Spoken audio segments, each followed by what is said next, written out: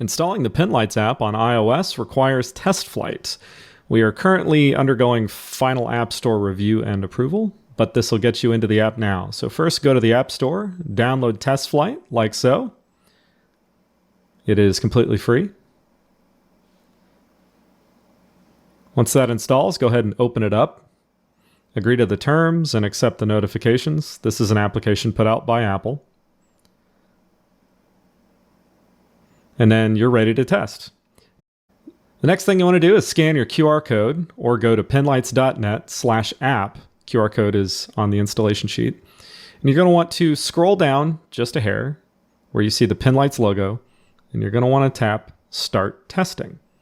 From there, hit the Accept button and then hit Install.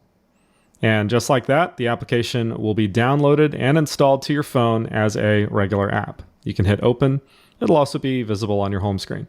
You may get a little screen pop asking for some feedback. You can just hit Start Testing and ignore those screens. From there, you've got complete access to all the Pinlights app functionality on iOS.